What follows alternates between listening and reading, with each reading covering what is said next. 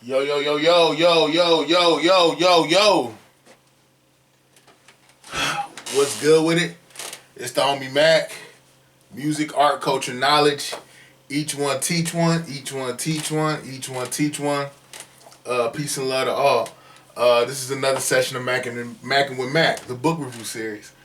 The last one I did was The Prince by Niccolo Machiavelli.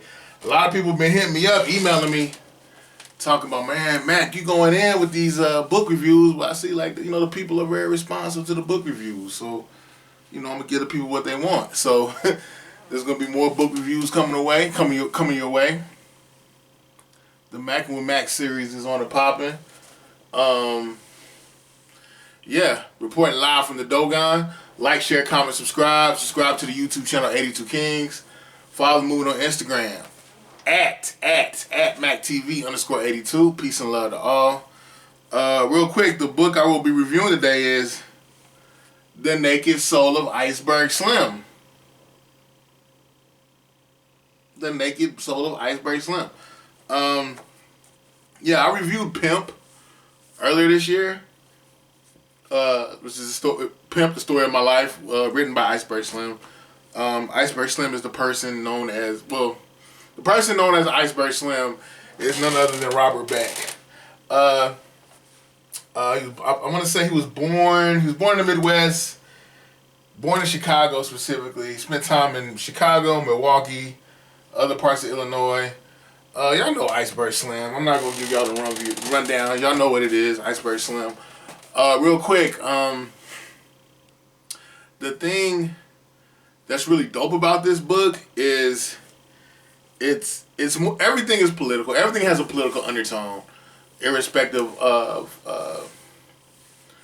any author or any book. There's going to be a political undertone. Everything is a statement. It's like we said, everything is political.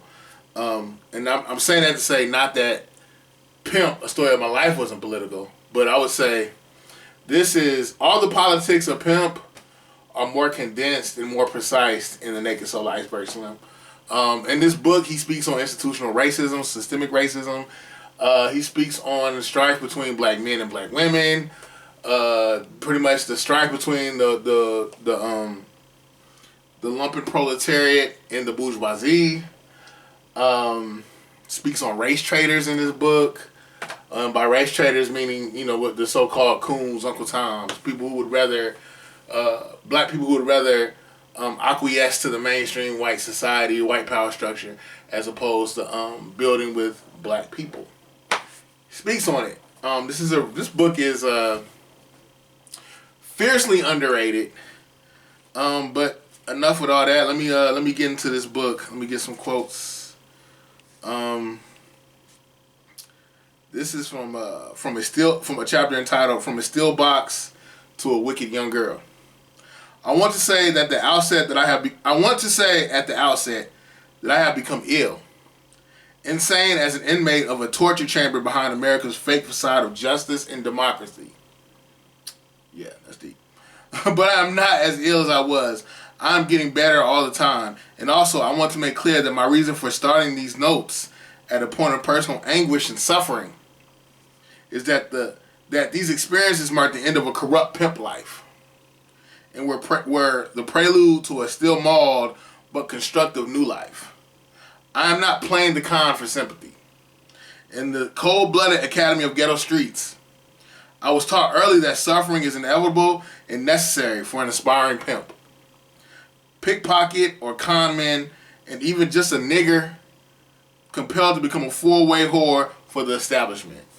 I really feel like in this book he talks about his own political maturation, realizing that even as a pimp, and he thought he was getting over, he was pretty much doing what on the ghetto ecology, on the level of the ghetto ecology, he basically was doing what mainstream America was doing as far as the exploitation. He was just exploiting his own people. And I think as he became more cognizant, more politically mature, he realized, there's nothing revolutionary. Yeah, I may not be working for the man, but I'm screwing over my own people. I'm a Judas to my own people. he speaks on that. He even and there's this point in this book where he talks about being glad to get out the pimp game. That he doesn't have to exploit a black woman. He doesn't have to exploit anybody. You know, he can just work a 9 to 5. He talks about that in this book in detail. What else we got?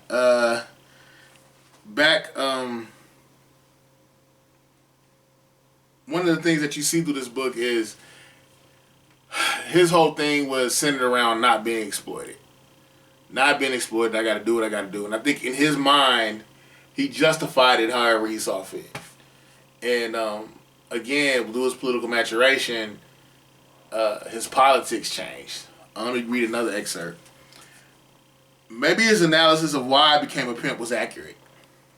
Looking back, I remember that the most efficient and brutal pimps I have known had mothers who were drunkards, dope fiends, or whores.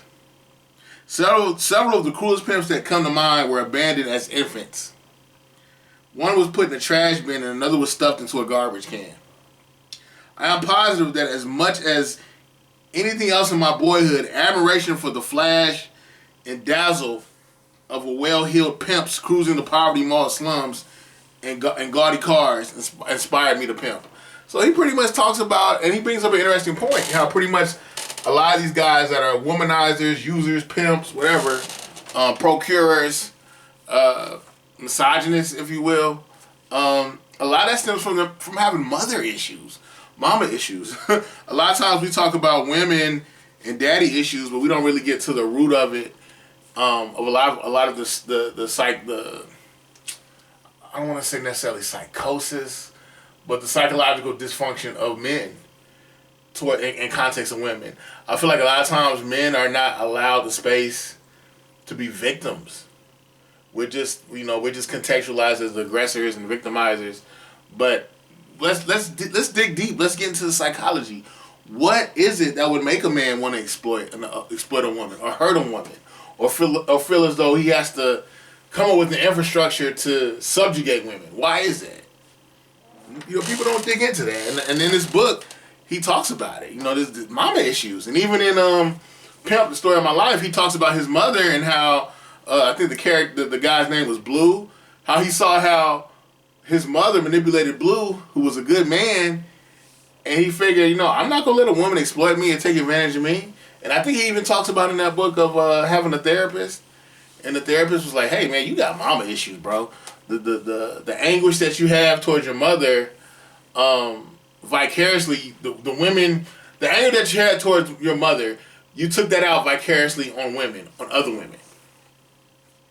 I thought that was pretty profound. What else we got? In this book, he talks about self-hate, how pretty much there's this internal dialectic that has been literally foisted upon us as black people. This dialectic meaning white is right, black is whack, white is beautiful, black is ugly. He talks about it and how a lot of us as black people, we define our beauty in context of the European standard, or as close as we can get to the European standard. The conch in the hair, straight in our hair, exotic colored eyes, can't just be brown, can't be dark, gotta be light, bright, damn near white, as they say. That was considered attractive, beautiful, desired.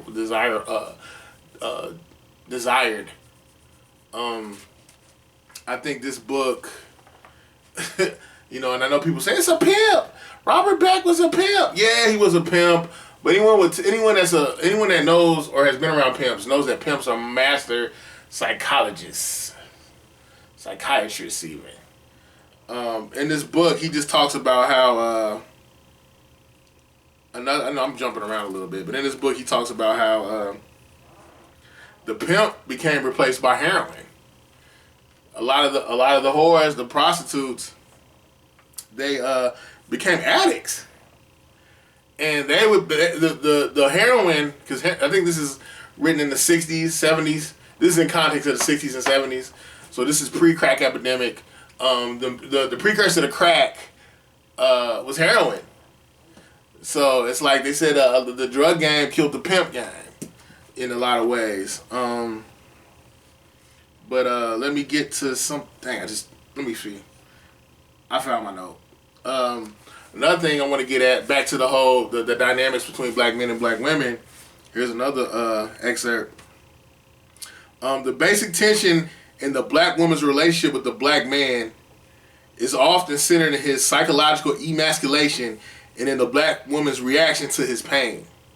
She anguishes over his tragedy, and too often is in unreasoning, cruel resentment, she will praise the reputed superior virtues of white men, the hated cripplers of his manhood.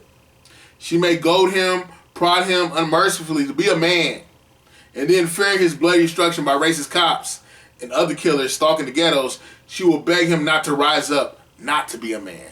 That's a hell of a conundrum. And that whole sentiment that I just read, this quote, it speaks to the current ethos. It speaks to an ethos that reverberates even till now. How there's this this black man, black woman, and this black man versus black woman friction that's propagated throughout the media. It permeates through black pop culture, and essentially, you know, the anger is in the frustration with black women is, why aren't black men being men? Be a man, be a man. But it's like, as also in the same breath, they understand that there are things, that there are potholes, that there are things that are strategically placed that I guess debase, belittle, mitigate a black man. And black women are empathetic, they're sympathetic towards that. But there's still frustration, like, rise above it. I know you're strong, I know you're better than this, rise above it. But the systemic racism, the way that the systemic oppression impacts a lot of black men psychologically. Psychologically speaking, a lot of black men are castrated, they're cut off, they're totally emasculated. And the conundrum is a lot, and proximity to black women. The conundrum is, on one hand, they are sympathetic, they are empathetic. We realize what's going on with you, and they're frustrated because the anguish comes from, like, I know you can beat it, but then the conundrum arises because it's like, well, wait a minute. I know if they man up and beat it, they could get killed. So it's like, I want y'all to be men and rise up, but I'm afraid that if you rise up and become a man and fight back, you'll die. You'll be murdered. So that's a very ominous space to be in. You know, it's a very empty space to be in. You know, it's like to see someone suffering, you want to help, and you realize, you know, if they pull their pants up and fight back, they could die for it. You know, it's just a weird space to be in. This book, he references how there is an evolutionary stage in the black political paradigm at the time. You know, he talks about how he came across some Black Panthers and how he was happy that they called him out for subjugating and commodifying black women.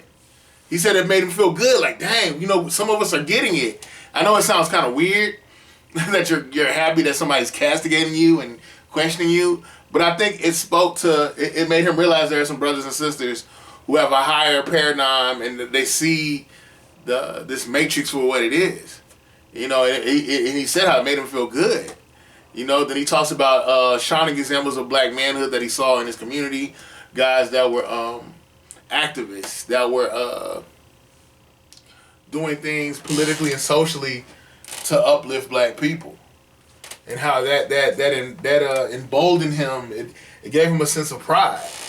You know, let me get some more excerpts. White racist America hated Jack Johnson, Paul Robeson, and Malcolm X. What a monstrous crime it is that black masses did not and were not permitted to love them, at least proportionally to the hatred of the white enemies. But there is solace and joy in my determination to build. No, I don't want to go there yet. I don't want to go there just yet. I think an undertone here is he does mention the names Jack Johnson, Huey P. Newton, Malcolm X. He speaks on brothers that bucked against the system and how that inspired him and gave him a deeper sense of manhood. And I think he felt as though that would reverberate and give other black men a deeper rooted sense of manhood and a sense of pride of being a black man. But in closing, I want to read this last quote. But before I read it, this is an excellent book. Please get your hands on this. I would say it's up to par with the autobiography of Malcolm X in a lot of ways, as far as showing a matriculation, an understanding. You know, going from the yin to the yang, going from lower self to higher self, becoming more intelligent, becoming more politically savvy, socially aware. You know, how he redeemed himself. He redeemed himself by giving back and trying to educate black people. And I believe, I saw an interview with him at one point. He was saying how, you know, you're an enemy of the black people if you exploit black people. You know, which may sound like common sense, but some people don't get that simple premise. But last quote. But there is solace and joy in my determination to build instead of destroy during the sunrisings left to me. I feel such pride at my survival, for the miracle is that I am not a maroon wreck on some gibbering mental reef. I am gratified to be alive at this time and place in this. I am gratified to be alive at this time and place in the history of black people's struggle. What a joyously painful transport it is to be part of that struggle, to be a besieged black man, an embattled nigger in racist America. What a way to end this book. That is the last sentence of the book. But yeah, it speaks to the paradigm shift within him, how he became more politically cognizant and realized he didn't want to be a pawn in the oppression of his own people. Again, great read, The Naked Soul of Iceberg Slim. Who did this book? Hold up. Oh, I should have said this earlier. But in the dedication, he said this book was dedicated to the heroic memory of Malcolm X, Jack Johnson, Melvin X, Jonathan Jackson,